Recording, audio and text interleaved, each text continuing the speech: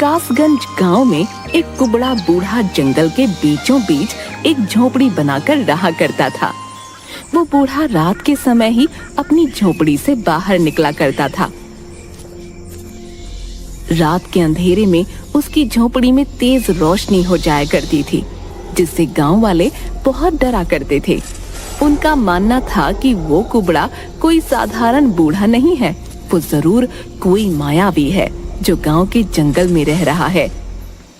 एक दिन गांव का एक युवक जिसका नाम गबरू था, वो अपने हाथ में कुछ लकड़ियां लेकर जंगल के रास्ते से आ रहा था कि तभी उसे किसी के रोने की आवाज सुनाई दी। अरे कोई बचाओ मुझे, अरे यहाँ से बाहर निकालो मुझे, अरे बचाओ मुझे, बचाओ। अरे भाई, न जाने ये किसकी आवाज है जो सहायता के लिए पुकार रही है। न जाने कौन है भाई। वो थोड़ा दूर चला, तभी उसे उस मायावी बूढ़े की झोपड़ी दिखाई दी, जिसके अंदर से आवाजें आ रही थीं। जैसे ही गबरू उस झोपड़ी के पास पहुंचा और अंदर झोपड़ी में जाने लगा, तभी वहाँ वो मायावी बूढ़ा आ गया। मेरी झोपड़ी में कहाँ जा रहे हो नादान इंसान? क्या जानते नहीं वो मेरी झोपड़ी है? उसमें कोई भी गांव वाला नहीं जा सकता है। क्या तुम जानते नहीं हो? ऐसे डरावने बूढ़े को देखकर गबरू डर जाता है। नहीं नहीं बूढ़े बाबा, मैं आपकी झोपड़ी में नहीं जा रहा था। मैं तो इस जंगल में कुछ लकड़ियां लेने आया था, लेकिन फिर किसी के रोने की आवाज सुनी तो इधर आ गया। नहीं नहीं, मैं जाता हूँ यहाँ से। हाँ, जाता हूँ। जिसके बाद गबरू वहाँ से दुम दबाकर भाग निकलता है और गांव पहुँचता है और गांव वालों को अपनी आप बीती सुनाता है। अगली सुबह चाय की दुकान पर गांव के दो आदमी बातें कर रहे थे। अरे भाई, कल रात अपना गबरू जो है, अरे वही गबरू, अरे भैया जंगल से कुछ लकड़ियां लेके आ रहा था, तो उस कुबड़े मायावी बूढ़े की झोपड़ी में से किसी के रोने की आवाज आ रही थी भैया। जैसे ही गबरू देखने के लिए आगे बढ़ा, वो मायावी डरावना बूढ़ा जो है वो उसके सामने आ गया। अरे बेचारा जो है जैसे तैसे अपनी जान बचाकर वहां से भागा है। अरे कल रात से ही बुखार में पड़ा है बेचारा भैया बिजू।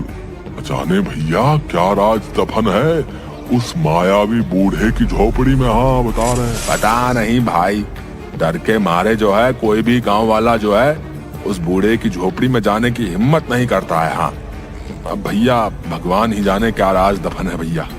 उसी गांव में भोला नाम का एक बहुत ही गरीब मछुआरा रहता था। गांव में सब उसे भोंदू बुलाते थे, जो जंगल के किनारे पर नदी से मछलियां पकड़ा करता था। एक दिन भोंदू नदी के किनारे बैठा हुआ था, अपने जाल को फैलाकर मछली पकड़ने की कोशिश कर रहा था। अरे अरे, आती क्यों नहीं कोई मछली मेरे जाल में? आज कई दिन हो गए हैं, लेकिन कोई भी मछली हाथ नहीं लगी है। लगता है आज फिर से मेरी बूढ़ी माँ को भूखा ही सोना पड़ेगा। हे भगवान, तू कब कृपा करेगा मुझ गरीब पर? और वो रोने लगता है।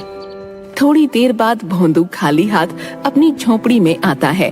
अरे भोंदू आ गया, मैं कब से इंतजार कर रही थी। अरे मुझे बड़ी भूख लगी है, क्या आज भी तेरे हाथ कोई अच्छी मछली नहीं आई? नहीं माँ, मुझे माफ कर दो, मैं आज भी तुम्हारे लिए कोई मछली पकड़ के नहीं ला पाया। न जाने क्यों मेरे जाल में कोई मछली फंसती ही नहीं है। कई दिन हो गए हैं, जानता हूँ तूने कुछ भी नहीं खाया है। हाय हाय, न जाने हम अभागों ने कैसी किस्मत पाई है। दुखी मत हो, देखना सब ठीक हो जाएगा। हाँ, कोई ना कोई राह हमें जरूर दिखेगी। अगली सुबह भोंदू फिर से अपना जाल लेकर नदी के किनारे जा रहा था।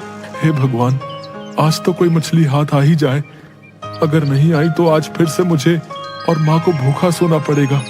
भोंदू थोड़ी दूर चलता है कि उसे जंगल की ओर से किसी के रोने की आवाज सुनाई देती है। अरे कोई है? अरे निकालो मुझे यहाँ से, कोई तो सहायता करो मेरी, निकालो मुझे यहाँ से। अरे ये कौन रो रहा है? लगता है किसी को सहायता की आवश्यकता है, लेकिन ये आवाज तो जंगल की ओर से आ रही है। न जाने जंगल की ओर जाना ठीक होगा या नहीं। गांव वाले तो अजीबोगरीब बातें करते हैं इस जंगल को लेकर, लेकिन कोई सहायता के लिए पुकार रहा है, इसलिए जाना होगा। जैसे ही भोंदू थोड़ा आगे बढ़ता है, अचानक से उसे उस मायावी बूढ़े की झोपड़ी से जोर जोर से रोने की आवाज सुनाई देने लगी। अरे कोई है इस जंगल में, मेरी सहायता करो, मैं मर रहा हूँ, मेरी सहायता करो, निकालो मुझे यहाँ से। न जाने ये किसकी आवाज है, कौन सहायता के लिए पुकार रहा है। भोंदू जैसे ही आगे बढ़ा तो उसे उस कुबड़े मायावी बूढ़े की झोपड़ी दिखाई दी, जहाँ से आवाज आ रही थी। अरे आवाज तो इस झोपड़ी के अंदर से आ रही है, लगता है अंदर कोई सहायता के लिए पुकार रहा है। हाँ, लेकिन क्या मेरा अंदर जाना ठीक रहेगा? गांव वाले इस झोपड़ी को मायावी समझते हैं। नहीं नहीं, मुझे अंदर जाना ही होगा, कोई सहायता के लिए पुकार रहा है, इसलिए अंदर जाना ही होगा। जिसके बाद वो झोपड़ी के अंदर जाता है। तभी भोंदू देखता है कि एक बकरी पिंजरे में बंद होती है, जो कि एक इंसान की आवाज में आवाजें दे रही थी। अरे कोई है इस जंगल में, मेरी सहायता करो, मैं मर रहा हूँ, मेरी सहायता करो, निकालो मुझे यहाँ से। उस पिंजरे के अंदर बकरी को देखकर भोंदू हैरान हो जाता है। अरे तुम बकरी हो, लेकिन इंसान की आवाज में कैसे बात कर रही हो? मुझे उस मायावी बूढ़े ने बकरी बना दिया है। मैं एक तपस्वी ब्राह्मण हूँ, जो इस जंगल में तपस्या करने के उद्देश्य से आया था और यहाँ उस मायावी की झोपड़ी में आ गया। इस झोपड़ी में बैठकर तपस्या करने लगा कि तभी वो मायावी बूढ़ा यहाँ आ गया और मुझे अपनी झोपड़ी में देखकर क्रोध से भर गया। उसने मुझे अपनी मायावी शक्ति से बकरी बनाकर इस पिंजरे में कैद कर दिया है। तपस्वी ब्राह्मण, लेकिन वो मायावी बूढ़ा है कौन? क्यों इस जंगल में सबसे छुपकर रहता है? और क्या अब तुम अपने असली रूप में कभी नहीं आ पाओगे? वो मायावी बूढ़ा बहुत ही खूंखार है, उसके पास अनेक मायावी शक्तियां हैं जो कई सालों से एक खजाने की तलाश में है। उसके पास एक नायाब पत्थर का टुकड़ा है, वो बहुत ही चमकदार है, जो उसे उस खजाने का रास्ता बताएगा। वो खजाना यहीं इस झोपड़ी में दफन है, लेकिन वो तभी सामने आएगा जब वो दो नायाब पत्थर आपस में मिल जाएंगे। उस नायाब पत्थर के दो टुकड़े हैं, लेकिन मायावी बूढ़े के पास सिर्फ एक ही टुकड़ा है, जिसे वो रोज रात को बाहर निकालता है ताकि वो उसका दूसरा टुकड़ा ढूंढ सके। इसलिए रोज रात को उस नायाब पत्थर के टुकड़े के कारण इस झोपड़ी में तेज रोशनी हो जाती है। लेकिन उस नायाब पत्थर का दूसरा टुकड़ा कहाँ पर है? और क्या तुम अपने असली रूप में नहीं आ सकोगे? और मैं तुम्हारी सहायता कैसे कर सकता हूँ भला? तुम्हें जंगल से कमल के सफेद पुष्प लाने होंगे। उन पुष्पों को खाकर मैं अपने असली रूप में आ जाऊंगा। जब तुम्हें वो पुष्प प्राप्त होंगे तो तुम्हें उस नायाब पत्थर का दूसरा टुकड़ा भी मिल जाएगा, जिससे उस रहस्यमय खजाने का पता चल जाएगा। लेकिन ये सब तुम्हें उस मायावी बूढ़े की नजरों से बचकर करना होगा। वो अभी अपनी झोपड़ी में आता ही होगा। तुम जल्दी जाओ यहाँ से। हाँ, मैं अभी तुम्हारे लिए कमल के सफेद पुष्प लेकर आता हूँ। जिसके बाद भोंदू सफेद पुष्प लेने जंगल जाता है और एक नदी किनारे सफेद कमल के पुष्प देखता है। लेकिन जैसे ही वो पुष्प लेने के लिए हाथ बढ़ाता है, वो कमल के पुष्प गायब हो जाते हैं। भोंदू ये देखकर हैरान हो जाता है। वो जब भी अपना हाथ पुष्प की ओर बढ़ाता, वो गायब हो जाते। अब न जाने क्यों ये पुष्प मेरे हाथ लगाते ही गायब हो रहे हैं। हे भगवान, अब तुम ही कोई राह दिखाओ, मेरी तो कुछ समझ में नहीं आ रहा है। तभी भोंदू के पास एक नदी से एक कछुआ बाहर आता है। तुम जो कोई भी हो, ये चमकदार कमल के पुष्प तुम्हें ऐसे प्राप्त नहीं होंगे। इसके लिए तुम्हें अपनी कोई एक वस्तु जो तुम्हें सबसे प्रिय हो और तुम्हारे लिए जरूरी हो, इस नदी में डाल देनी होगी, तभी ये पुष्प तुम्हें हासिल हो पाएंगे। कछुए जी, मेरे पास तो ऐसा कुछ भी नहीं है। मैं तो एक गरीब मछुआरा हूँ जो मछलियाँ पकड़कर ही अपना गुजर बसर करता है। मेरे पास तो इस मछली के जाल के सिवा और कुछ भी नहीं है, और ये मुझे सबसे प्यारा भी है। ये ना हो तो मैं मछलियाँ पकड़ ही ना पाऊँ। हाँ, मैं इसे ही नदी में डाल देता हूँ। जिसके बाद भोंदू अपना जाल उस नदी में डाल देता है। जिसके बाद वो कमल के चमकदार पुष्प फिर से दिखाई देते हैं। भोंदू उन्हें तोड़ लेता है जैसे ही भोंदू के हाथ में पुष्प आते हैं, अचानक से नदी किनारे एक पत्थर बहुत चमकने लगता है। पुष्प तो मुझे प्राप्त हो गए हैं, लेकिन ये चमकती हुई चीज क्या है भला? ये चमकती चीज नायाब पत्थर का दूसरा टुकड़ा है। तुम एक ईमानदार और साफ दिल इंसान हो, जिसके पास इस नदी को देने के लिए कुछ भी नहीं था, लेकिन तुम्हारे लिए जो सबसे कीमती और उपयोगी था, तुमने वही इसमें डाल दिया। इसलिए ये नायाब पत्थर तुम्हारे हिस्से में आ गया है। जाओ, इसे यहां से ले जाओ, इससे पहले कि वो मायावी बूढ़ा यहां आ जाए। वो तुम्हें अपनी मायावी शक्तियों से मार डालेगा। जाओ, यहां से ले जाओ इस पत्थर को।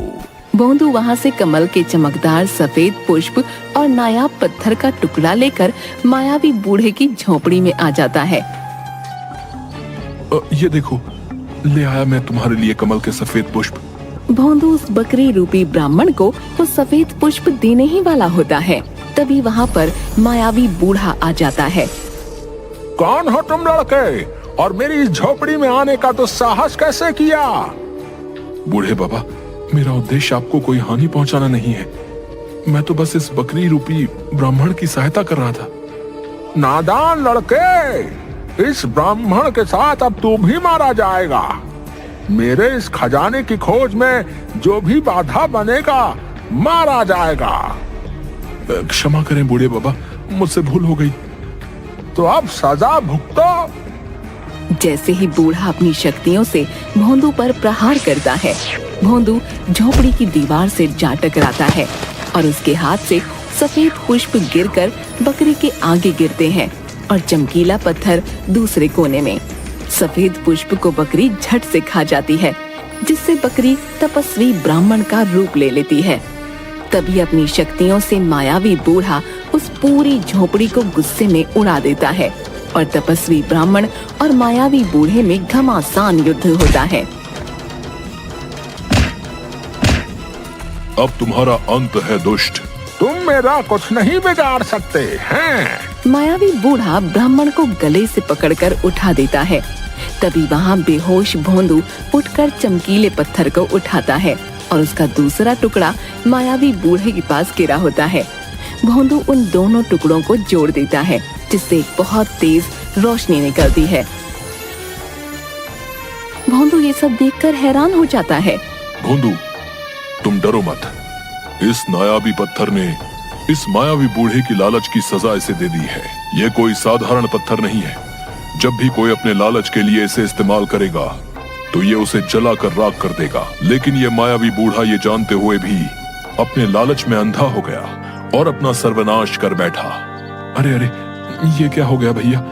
इस बूढ़े बाबा को लालच नहीं करना चाहिए था भैया। तभी भोंदू और तपस्वी ब्राह्मण मुड़कर देखते हैं, झोपड़ी की जगह बेशकीमती खजाना सामने था। तपस्वी ब्राह्मण उस खजाने में से कुछ हिस्सा भोंदू को देते हैं। ये लो भले इंसान, इस खजाने में से कुछ हिस्सा तुम्हारे लिए। ये तुम्हारी इंसानियत का तोहफा है। तुम एक साफ दिल के ईमानदार इंसान हो, जो बिना डरे मेरी सहायता करने इस मायावी झोपड़ी में चले आए। तुम्हारी ही वजह से मैं बकरी से अपने असली रूप में आ पाया। जाओ भोंदू, अब तुम इस खजाने की मदद से अपना जीवन अच्छे से व्यतीत करना। आपका बहुत बहुत धन्यवाद तपस्वी ब्राह्मण। मैंने जो भी आपके लिए किया, वो तो मेरा एक इंसान होने के नाते कर्तव्य था। अब इस खजाने की मदद से मेरी माँ को कभी भूखा नहीं सोना पड़ेगा। ये बोलते हुए भोंदू की आंखों से आंसू आ जाते हैं। हे रहस्यमय खजाने, तुम अपने स्थान पर वापस चले जाओ। यहाँ तुम्हारी आवश्यकता सिर्फ इस गरीब मछुआरे को थी, जो कि तुम्हारे कुछ हिस्से से पूरी हो गई है। मैं एक तपस्वी ब्राह्मण हूँ, मुझे भला तुम्हारी क्या आवश्यकता?